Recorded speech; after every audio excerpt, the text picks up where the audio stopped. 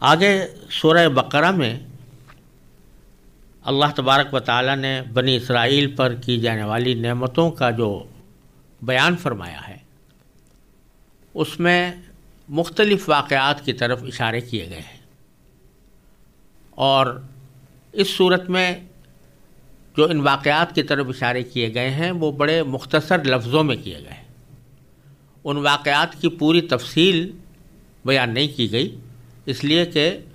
وہ واقعات دوسری جگہ یا تو بیان ہوئے ہیں یا بنی اسرائیل کے درمیان مشہور و معروف تھے،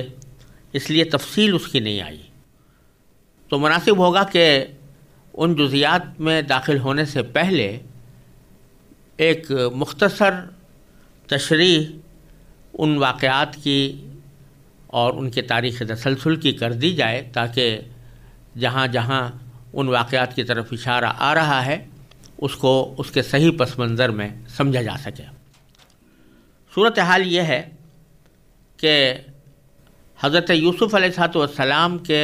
زمانے سے بنو اسرائیل اپنے اصل وطن یعنی فلسطین سے مصر کی طرف منتقل ہو گئے تھے، اور شروع میں چونکہ حضرت یوسف علیہ السلام ہی کی ایک طرح سے حکومت قائم تھی، لہذا وہ بڑی خوشحال زندگی وہاں پر گزارتے رہے، لیکن رفتہ رفتہ حضرت یوسف علیہ السلام کی وفات کے بعد پھر حکومتیں مختلف فرعونوں کی طرف منتقل ہوتی چلی گئیں، اور بنی اسرائیل چونکہ وہاں پر اجنبی تھے اور دوسرے ملک سے آئے تھے، اس لیے ان کے ساتھ وہاں کے مقامی باشندوں کا سلوک اچھا نہ رہا، یہاں تک کہ وہ فرعون پیدا ہوا جو حضرت موسیٰ علیہ السلام کے زمانے میں تھا۔ اس فرعون نے بنی اسرائیل کے اوپر ظلم و ستم کا سلسلہ زیادہ شدید کر دیا، اور جس کی وجہ یہ بیان کی جاتی ہے کہ کسی نجومی نے اس فرعون کے سامنے یہ پیشین گوئی کی تھی کہ تمہاری حکومت کا خاتمہ بنی اسرائیل کے کسی فرد کے ذریعے ہوگا۔ جب اس کو اس پیشین گوئی پر یقین آیا تو اس نے یہ حکم جاری کر دیا کہ بنی اسرائیل میں جو بھی کوئی بچہ پیدا ہو اس کو قتل کر دیا جائے، اور لڑکی اگر پیدا ہو تو اس کو زندہ رکھا جائے، کیونکہ پیشین گوئی میں لڑکی کا ذکر نہیں تھا بلکہ لڑکے کا ذکر تھا، اور لڑکیوں سے خدمت لینے کا فائدہ اٹھایا جا سکتا تھا، اس واسطے انہوں نے یہ حکم جاری کیا کہ لڑکوں کو قتل کیا جائے اور لڑکیوں کو زندہ رکھا جائے۔ اللہ تبارک و تعالیٰ کا کرنا ایسا ہوا کہ حضرت موسیٰ علیہ السلام جب پیدا ہوئے تو ان کی والدہ نے فرعون کے اس ظلم سے بچانے کے لیے ان کو دریائے نیل میں ڈال دیا اللہ تعالیٰ کے حکم سے، جس کی تفصیل سورہ قصص میں آئی ہے اور سورہ طٰہٰ میں بھی آئی ہے۔ تو وہ حضرت موسیٰ علیہ السلام کا تابوت جس میں وہ رکھے گئے تھے وہ رفتہ رفتہ فرعون کے محل میں پہنچا، اور فرعون نے اس کو بھی قتل کرنا چاہا، لیکن اس کی بیوی نے اس کو روکا اور کہا کہ اس کو ہم اپنا بیٹا بنا لیں گے۔ حضرت موسیٰ علیہ السلام اس طرح پلے بڑھے اور جوان ہوئے، یہاں تک کہ اللہ تبارک و تعالیٰ نے ان کو پیغمبر بنایا، جس کی پوری تفصیل انشاءاللہ سورہ قصص وغیرہ میں آئے گی۔ پیغمبر بننے کے بعد حضرت موسیٰ علیہ السلام نے فرعون کو دعوت دی کہ وہ اسلام قبول کرے اور حضرت موسیٰ علیہ السلام پر ایمان لائے، اور بنی اسرائیل پر جو ظلم و ستم اس نے ڈھایا ہوا ہے اس سے ان کو نجات دے کر ان کو اپنے اصل وطن فلسطین میں جانے کی اجازت دے دے۔ لیکن فرعون اس کو نہ مانا،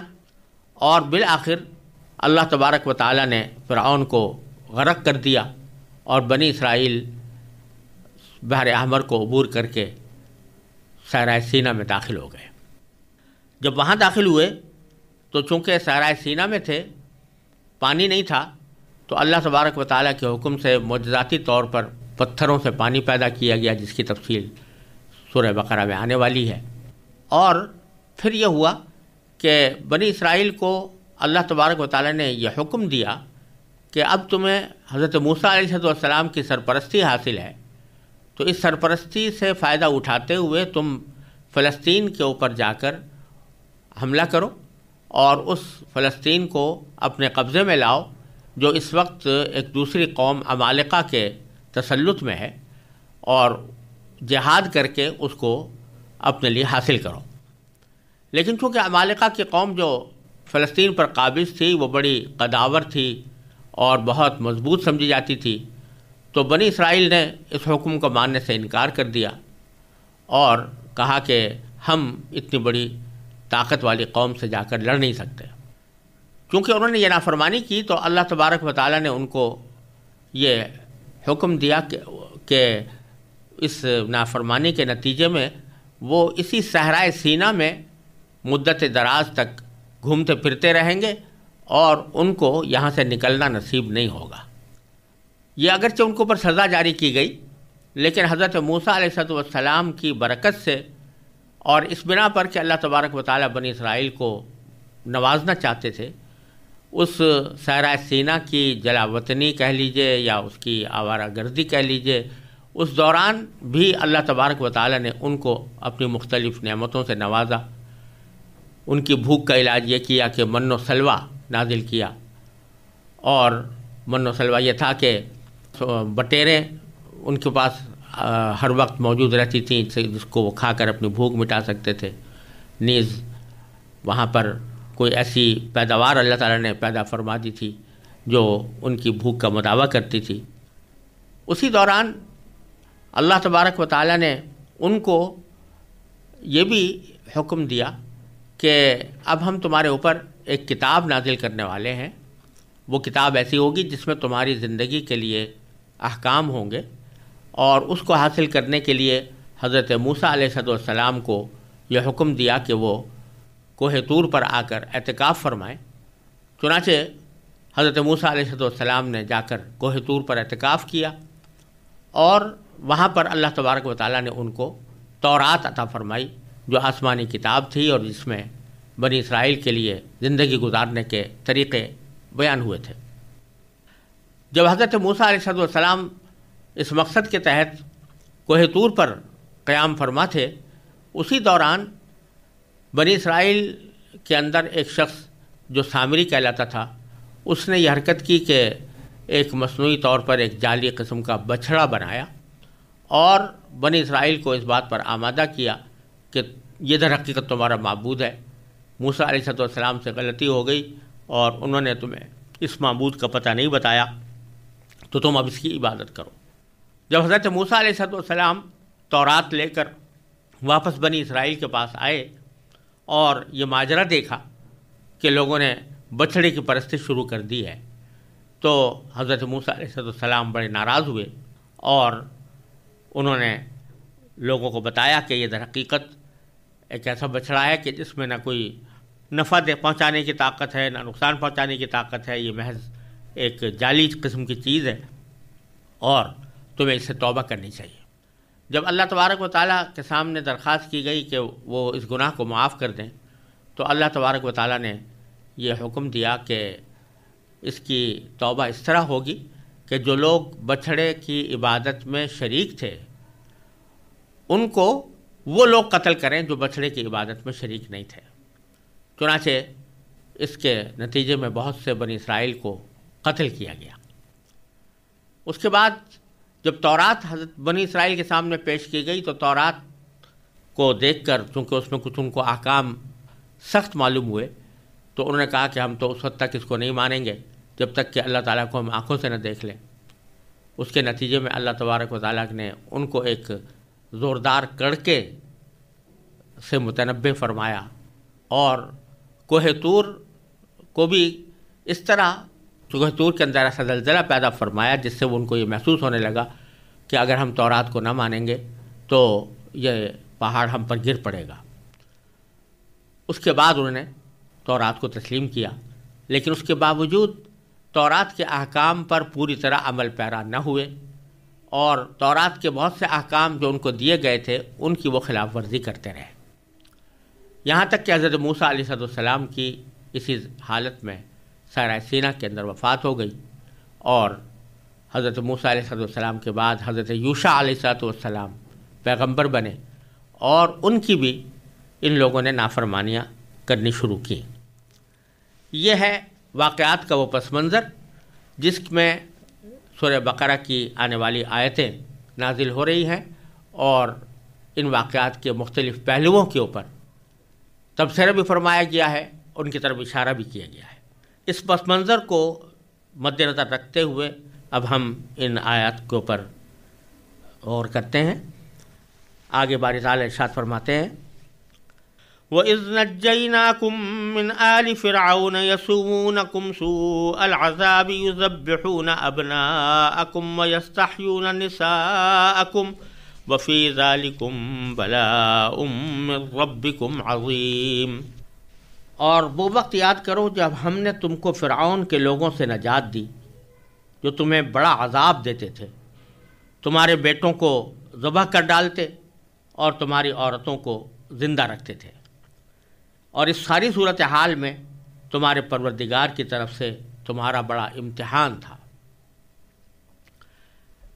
اس آیت میں اللہ تبارک و تعالی نے اس واقعے کی طرف اشارہ فرمایا ہے کہ جس کا ذکر میں نے خلاصے کے طور پر پہلے کیا کہ فرعون نے بنی اسرائیل کے تمام مذکر